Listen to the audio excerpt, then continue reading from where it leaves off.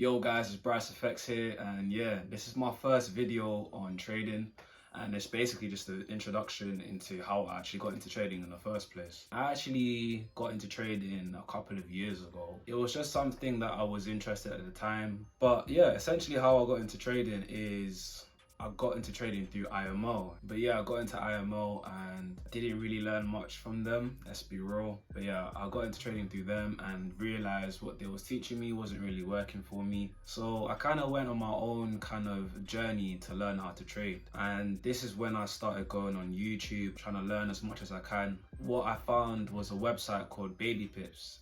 And Baby Pips is a really good website if you want to get into trading and just kind of get your feet wet. And this is where I actually learned all the basics of how to trade in. I started basically doing simple price action trading, which is what I still do now, but it's much more advanced compared to what I used to do. And I was just missing so many key concepts. The first couple of pairs I had to try out. I tried pound yen, I tried the pound dollar, I tried gold, I tried the pound CAD, and yeah, I tried so many different pairs in Forex, and as you know, it just wasn't really working out for me at the time. But I did find a pair that was alright, and I just kind of stuck with pound yen, and pound yen was actually doing alright for me at the time. The worst pair for me that I traded was gold. The gold just, yeah, PTSD. And yeah, I stuck with pound yen for about 10 months. My first 10 months in trading, I just stuck with pound yen. My thought process was, okay, this pair is doing all right for me. Let me just stay with just one pair. And in terms of my mindset in getting into trading was just stick to one pair, stick to one strategy, and just learn through experience on the charts. That's pretty much my mindset. I was willing to, spend years to learn this. And yeah, it's a good thing that I did. I forgot to mention, I actually started trading around 2021.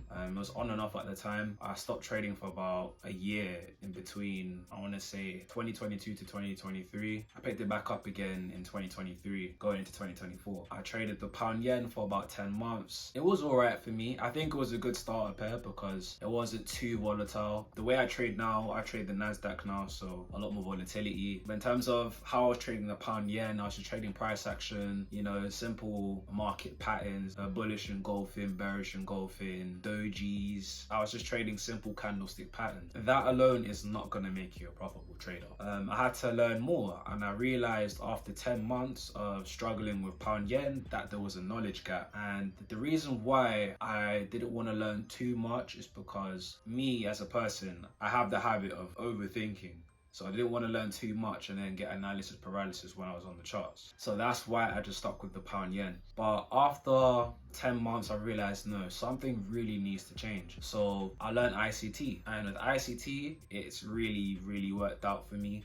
I didn't trade every single concept because ICT itself is not a strategy, it's a concept. Or I should say it's a group of concepts. And I basically added this to my price action strategy that I was trading, and I started to see results, but not much results on the pound yen. So I had to kind of find another pair. So this is when I started experimenting with Euro USD, and I also started experimenting with futures. So with futures, this is when I got into the Nasdaq. And what I realized is every time that I traded this strategy with the Nasdaq, I would have a high win rate. It would, hit a lot of the times. Even now I'm in a trade right now. In terms of my strategy, it just wasn't working out at the time, so I had to add these ICT concepts. And I didn't add much. I didn't really add much. I just added the fair value gaps. I added the market structure shifts, market maker models. But in terms of like my entries, I was looking for the right time to enter. So I'm from London, so the New York Stock Exchange opens at 2:30. So I wait till 2:30. I kind of just wait around till about 3 p.m. to actually decide to take a trade or not, because a lot of the times when Nasdaq opens, the first half an hour, there's a lot of manipulation. So I wait for the manipulation, and then when a candle displays to either go bearish or bullish, that's when I'll enter. But obviously I would wait for a fair value gap first before entering. But this wasn't the only thing that helped me to,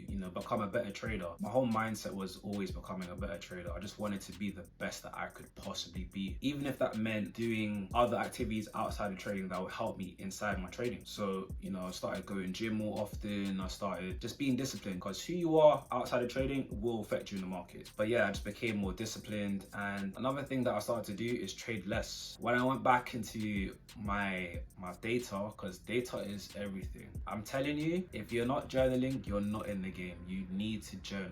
I started journaling ever since I started trading. This is honestly what's made me the trader who I am today. Honestly, without journaling, I'd probably still be struggling, still trading the pound yen, still have no clue what to do on the charts. But yeah, journaling really helped with the process. I was journaling every single trade. I would take screenshots on every time frame that I use. I only use 3 time frames now, so that's the 15-minute, the 4-hour, and the weekly. And I kind of combine all these time frames together to decide whether to go bullish or bearish depending on the day, and whether to even enter the market or whether to even stay out of the market. Yeah, in terms of how I was trading at the time compared to now, is night and day. It's night and day. Also, I stopped trading so many times per day. I used to be more on the scalping side, but now I'm more of an intraday trader. So I decided to go into a higher time frame. Yeah, scalping is not for everybody. You have to kind of figure out what type of trader you are, whether that's a scalper, intraday, if you're a swing trader, position trader, whatever your personality is, it's gonna affect you in the charts. I have friends that are better scalpers than they are intraday traders, and vice versa. I've got friends that's, intraday traders that are better at doing that compared to scalping. It just all depends on your personality type. But in terms of how I became a better trader, I really focused on my psychology first. Yeah, so I got Trading in the Zone by Mark Douglas. As you know, this is a very popular trading book. It probably is the most popular trading book, but honestly, this book helped me out a lot. It really taught me how to think like a trader, and that was the one skill I wanted to master first. I wasn't even too fast about my strategy because I knew I was going to figure that out eventually. And in terms of risk management, I'm quite good at handling money. I'm quite good at managing risk, so that also wasn't an issue for me. It was more so my psychology, because I used to overthink. I'll go into the markets, I'll see a trade, and I'll just have millions of thoughts just going and be like, should I enter this trade or not? Should I stay out of the market? If this trade is going, I need to enter. I always have FOMO, greed, every emotion that you can possibly think of, I went through it. Another thing with emotions as well, you will realize that the more confidence you have in your strategy, the less you feel those emotions. So for me, I had a lot of confidence in my strategy. I backtested my strategy religiously. When I say religiously, I have about 4 years worth of data just on my strategy on NASDAQ alone. I was backtesting every week, just trying to figure out what's the best way I can make this strategy work and how I'm going to be able to execute the strategy.